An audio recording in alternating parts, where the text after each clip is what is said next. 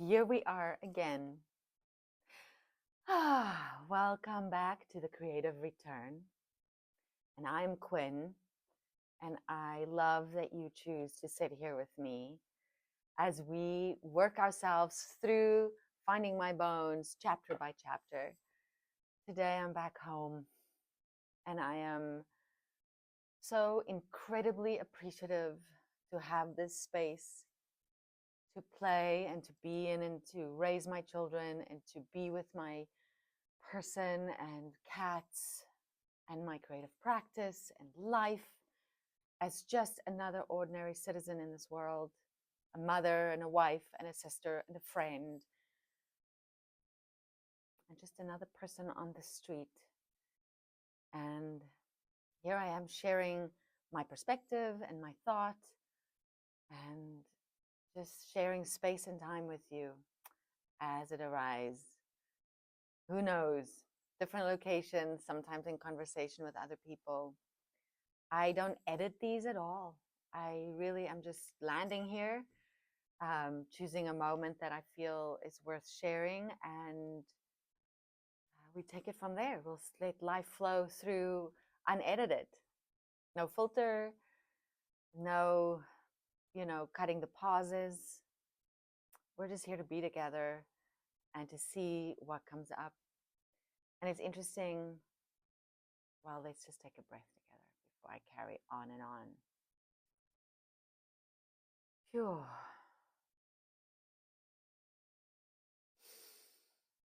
Yes, here we are. I am in Santa Monica. Where are you?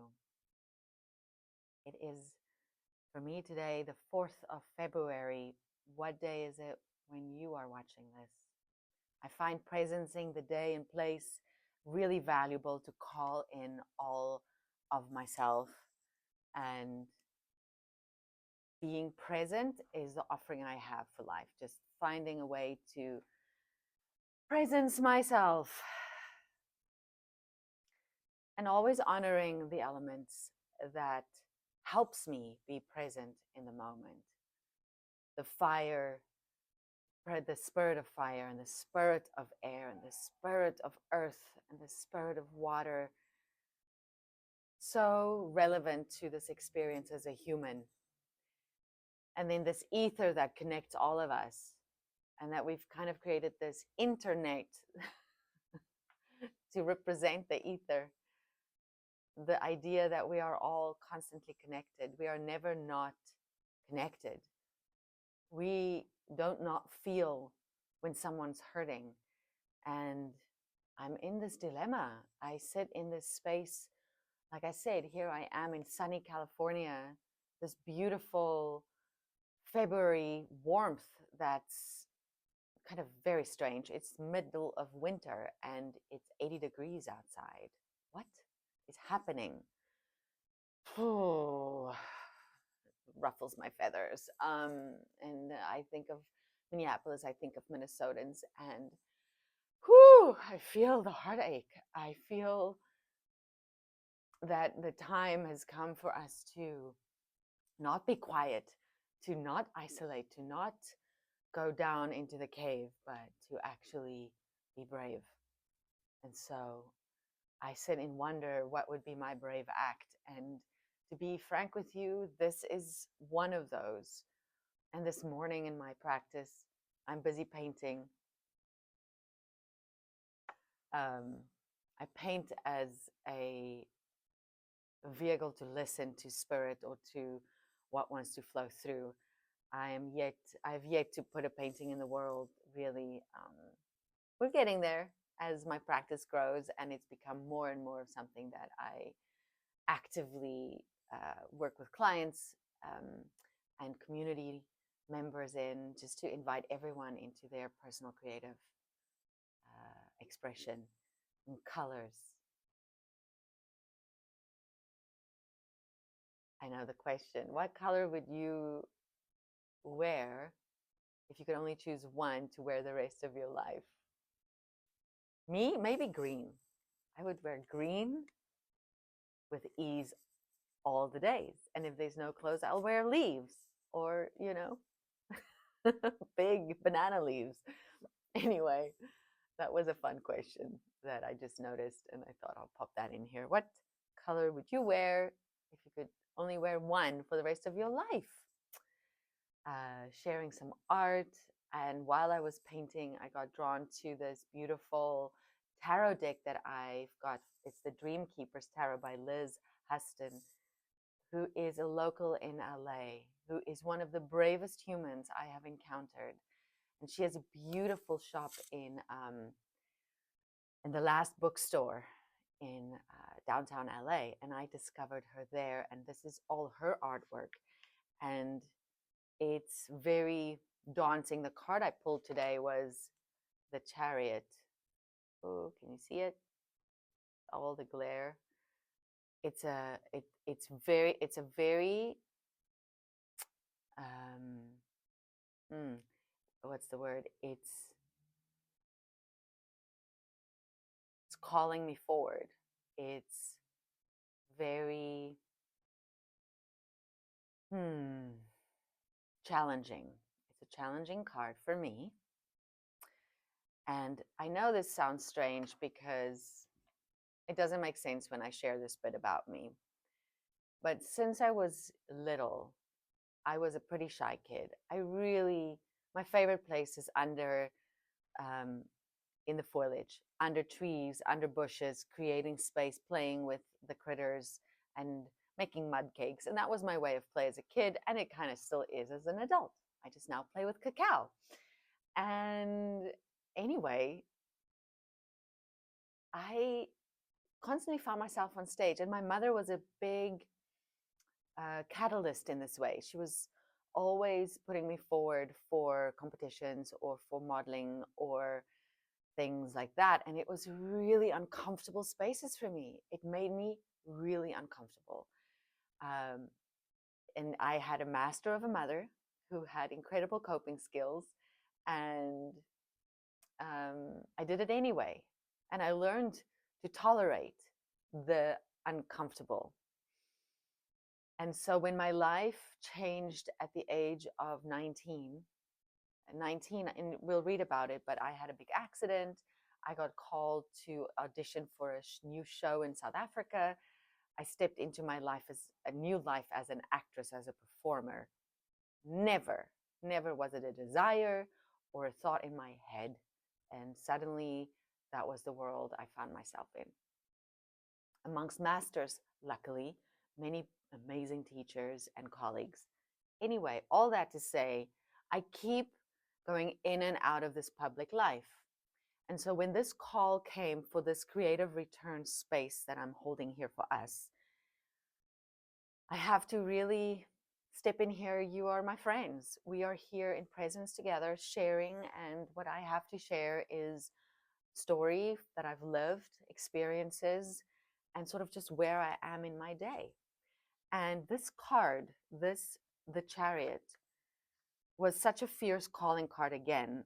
It's like, do not be afraid to harness all that you are into a cohesive, victorious person. Do not avoid taking first place in order to appear humble or to sidestep the responsibilities of the spotlight. When it is your time to do so, take your central place on the podium. No apologies. Whew, okay. Well, here I am showing up for you, for me, for the creative, for life, however it wants to show up. And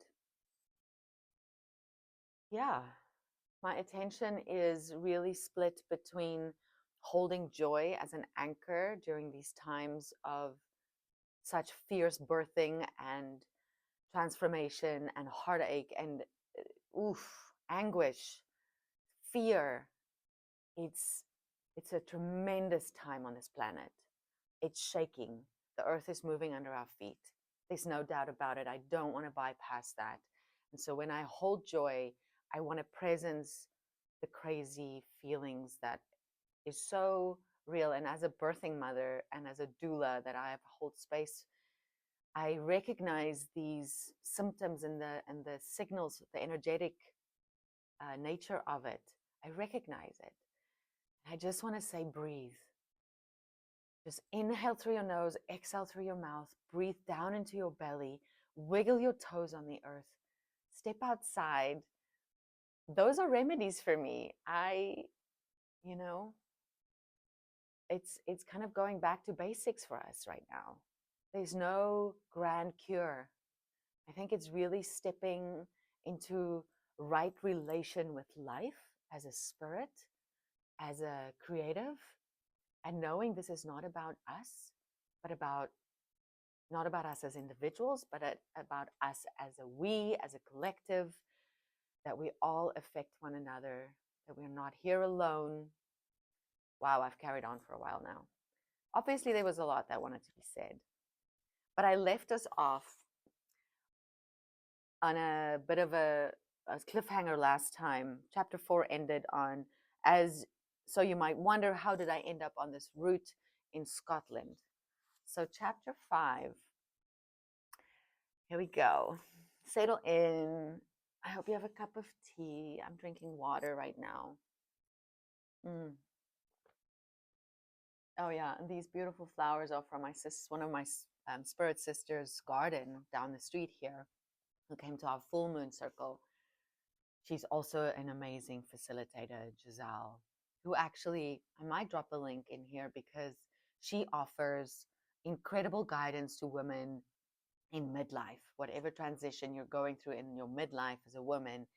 She holds a cohort, and she's got a great offering that she's calling in, I think, a few more women. So if you are in midlife and going through transitions and you need a cohort and some support, I highly, highly, highly recommend Giselle. She is so grounded. She has lived life. She has so much to offer. Go look at her offering. It might just be for you.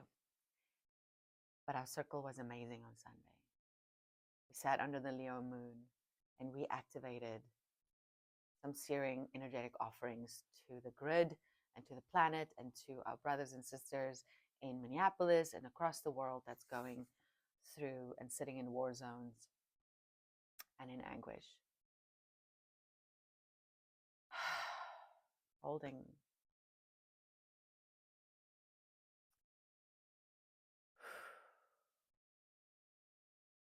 When you do feel the overwhelm of those in those spaces, I invite you to breathe into the earth and anchor down and send love. I feel and believe that our connection and how we hold it with sincerity can really affect the entire grid on this planet. Okay. Chapter 5. I was heading for Belgium, France, and that side of Europe. I had bought a bus ticket that would take me to Belgium, departing in the evening and arriving in the morning. I had worked my fingers to the bone, mucking horse manure 24/7 for weeks, accumulating days off to travel. I was excited and nervous. They pulled me aside as I handed over my ticket and passport to board the bus. I wasn't allowed into France, since my Schengen visa would expire the following day. I had no idea. Reminder here, I was 18, little girl. I begged and cried, anguished, not knowing what to do at that time of the night in London, my grand adventure suddenly slipping away. I was angry, disappointed, exhausted, and annoyed. The little man who had to give me the bad news felt sorry for me, sensing my vulnerability. He saw an opportunity and offered to take me somewhere warm for the night. And through tears and frustration, I followed him after storing my big suitcase at the station. I remember going up a narrow flight of stairs and sitting at a little table, the smell of scrambled eggs and tea filling my senses. Suddenly awake and present, I looked with gratitude and understanding at this man who had taken me off the streets for a moment. We sat, and I listened to his story until he made his plea for me to sleep next to him. I was grateful for the warmth of the kitchen, but had no intention of sharing his bed. Angered by my refusal, he threw me out onto the streets. I stood on the pavement, disoriented, alone in this vast city. It was 11 at night, the underground had shut down, and the streets were quiet. I walked purposefully, scanning my surroundings for something familiar. Just as unease began to creep in, a cab appeared. Without thinking, I winked at the driver and jumped in, hoping I could afford the fare. I asked him to take me to a safe part of London, Covent Garden. I remembered I had a friend who lived nearby. There was light there. I breathed my way back to calm, trusting that I would be okay. This was my adventure. When I reached Eddie's apartment, I knocked quietly, then louder. He wasn't home. I began walking again and saw a familiar hostel across the street knocking on the door. I pleaded for a bed, but they were full. They wouldn't even let me in to use the bathroom. Their strict, unyielding response crushed me. I finally sat down on the curb and cried, letting the weight of exhaustion and disappointment spill onto the pavement. Cried out and empty, I strolled through the quiet city, absorbing its midnight stillness. I turned a corner, whispering a little prayer for help, and suddenly heard three women speaking Afrikaans, my mother tongue. My heart leaped. I fell into step with them, excited. They were heading to Burger King for a late night snack. We laughed, shared stories of where we came from, and spoke of our dreams. And when curfew approached, they snuck me into their hostel, where I hid and slept on the floor in their room. A few hours of rest and shelter before creeping back into the London streets. My next mission was clear. I had to find the embassy and try to get my visa stamped. So I'm sort of having an inner giggle at myself now that I'm the mother of teenagers, and I'm just thinking about my mother at that time who sent her baby, out into the world, and that's, trusted my adventure. And I know she hears me right now, and I'm just so grateful that she were able to do that for me. Let me have this incredible year. This was 1998. It was wild.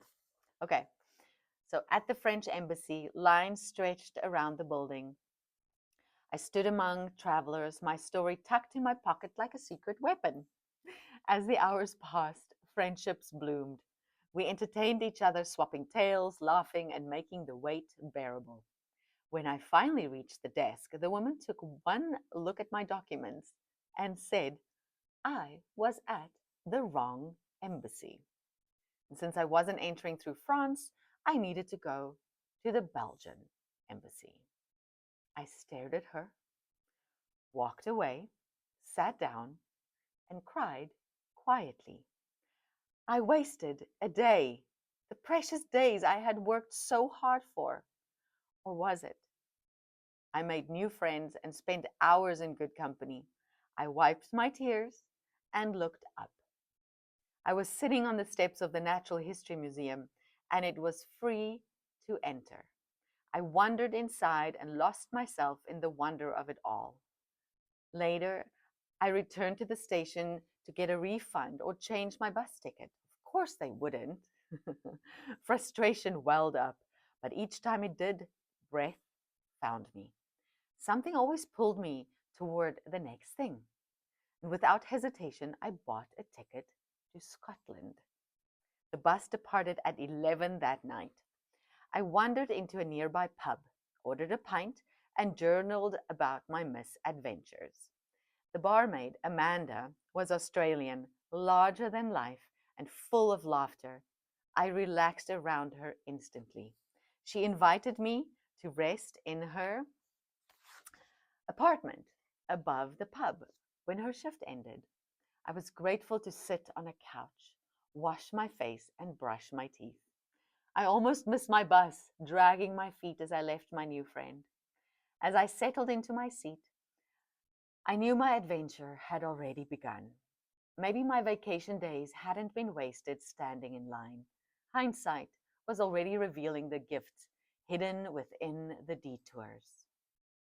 When I reached the little town of Loch Ness, I looked up the nearest backpackers lodge and started walking. And it was a beautiful tree-lined road. I was alone and free. I sang for the trees. I danced for the sky. I ran like a child toward the story of my life. Oh, I'm getting emotional. Vivid, natural, and honest. I took in the green lane, the blue sky, and the magic surrounding me. The backpacker's lodge was an old farmhouse, thick white walls, black-rimmed windows glowing warmly, ivy creeping up its facade. It felt otherworldly and beautiful. Scotland was a storybook. Every moment a chapter unfolding, every stranger a character, every landscape a page from a tale only I would ever read in this way. What a moment that was.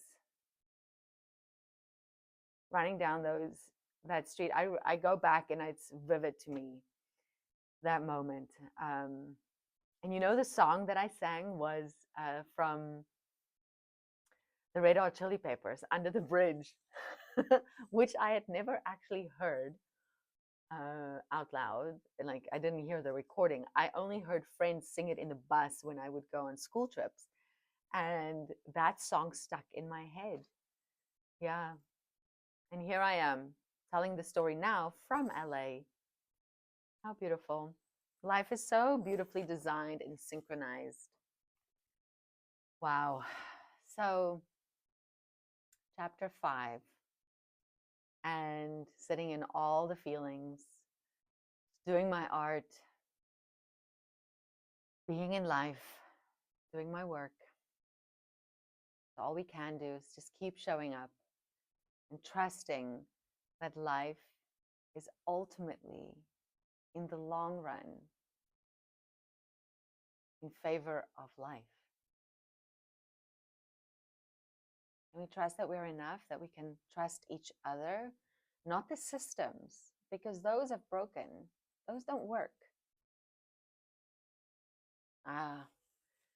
I shared a thought with a group of women I was with this morning, and I said, you know, when my children were born, my girls, I said, I don't want them to have to bend or accommodate the world as far as, you know, systematically. I mean, of course we accommodate each other and we are always considerate of others. That's not what I mean. I mean, I don't want them to have to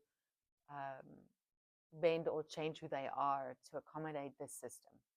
I want this to change. I want the world to become a place where we find the pathway of joy easy to take. Life is going to present lots of obstacles because the duality is real, but we can take it up a notch. We can take care of each other in kinder ways. So that's my tangent for today. Thanks for being here with me. I really appreciate your coming back and sitting here and being in presence.